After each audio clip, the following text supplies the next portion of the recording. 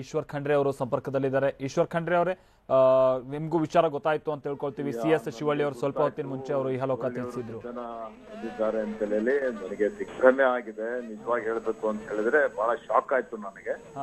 ನಾನು ಕನಸಿನಲ್ಲೂ ಊಹೆ ಮಾಡಿರ್ಲಿಲ್ಲ ಶಿವಳ್ಳಿ ಅವರು ನಮ್ಮಿಂದ ಅಗಲಿ ಹೋಗ್ತಾರೆ ಅಂತ ಹೇಳಿ. ಯಾಕಂದ್ರೆ ವಿಧಾನಸಭೆಯಲ್ಲಿ ಹಿಂದೆ ನಾವು ಶಾಸಕರಾಗಿದ್ದಂತ ಸಂದರ್ಭದಲ್ಲೂ ನನ್ನ ಪಕ್ಕದಲ್ಲೇ ನಾನು ಅವರು ಅಕ್ಕಪಕ್ಕದಲ್ಲೇ ಕೂತಿರ್ತಿದ್ದೀವಿ. ಬಹಳ ಸರಳ ಸಜ್ಜನಿಕೆಗೆ ಹೆಸರಾದಂತವರು, ಬಹಳ ಮುಗ್ಧರಾಗಿದ್ರು ಮತ್ತು ರಾಜಕೀಯದಲ್ಲಿ ಬಹಳ ಉತ್ತಮ ರೀತಿಯಲ್ಲಿ ಸೇವೆಯನ್ನು ಮಾಡಿದ್ರು. ನಮ್ಮ ಪಕ್ಷಕ್ಕೆ ಒಂದು ಬಲವಾಗಿದ್ರು. ಪೌರಾಣಿಕ ಸಚಿವರಾಗಿ ಆ ಒಂದು ಖಾತೆಯನ್ನು, ಯಾಕಂದ್ರೆ ಇದು ನಾನು ಈ ಖಾತೆಯನ್ನು ನಿರ್ವಹಣೆ ಮಾಡಿದ್ದು, ನನಗೂ ಬಹಳ ಸಂಪರ್ಕ ಮಾಡಿ ಏನೇನು ಕಾರ್ಯಕ್ರಮಗಳು ಮಾಡ್ಬೇಕು ಅನ್ನುವಂತ ಒಂದು ದೂರದೃಷ್ಟಿ ಇತ್ತು. ಏನಾದ್ರೂ ಒಂದು ಪರಿವರ್ತನೆ, ಒಂದು ಒಳ್ಳೆ ಉತ್ತಮವಾಗಿ ಅಭಿವೃದ್ಧಿ ಮಾಡ್ಬೇಕು ಅನ್ನುವಂಥದ್ದು. ಇವತ್ತು ನಮ್ಮ ಉತ್ತರ ಕರ್ನಾಟಕದ ಪ್ರಮುಖ ಪ್ರಬಲ ಮುಖಂಡರಾಗಿದ್ರು, ಹೀಗಾಗಿ ನಿಷ್ಠಾವಂತ ಕಾಂಗ್ರೆಸ್ಸಿಗರಾಗಿದ್ರು. ಅವರು ನಮ್ಮಿಂದಾಗಲೇ ಹೋಗಿದ್ದು ನನಗೆ ಬಹಳ ಅತ್ಯಂತ ವೈಯಕ್ತಿಕವಾಗಿಯೂ ಬಹಳ ಹಾನಿಯಾಗಿದೆ, ದುಃಖ ಆಗಿದೆ. ನಮ್ಮ ಪಕ್ಷಕ್ಕೂ ಹಾನಿಯಾಗಿದೆ.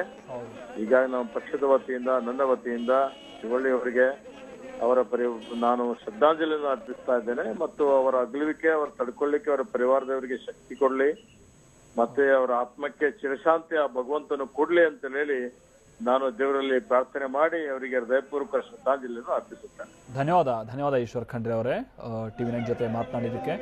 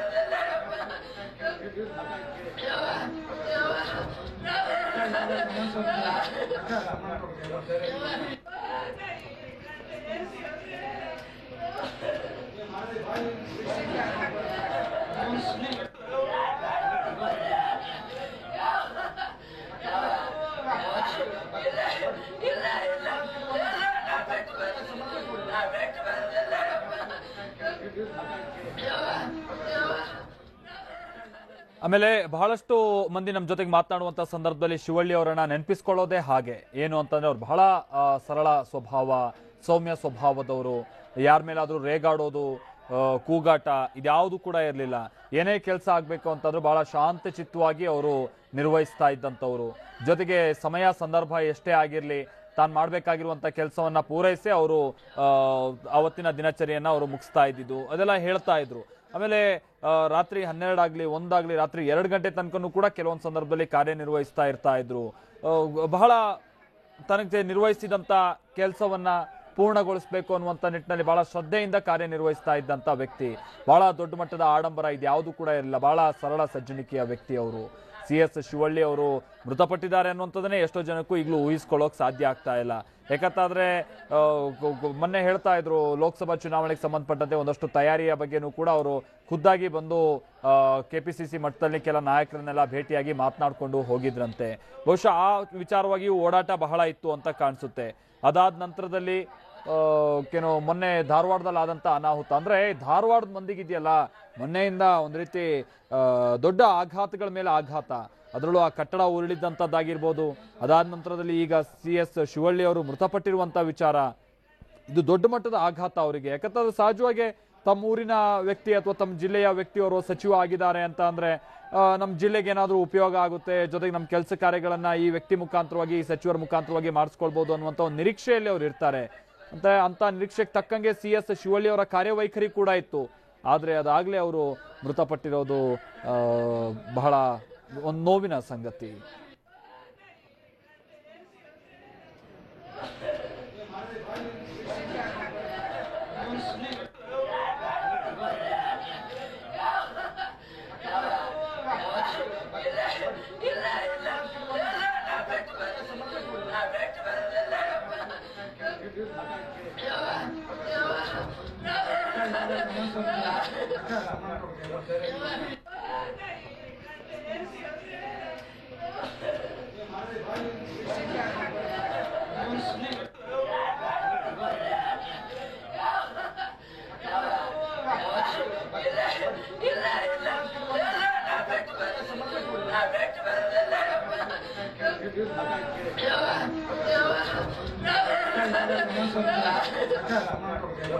Yeah.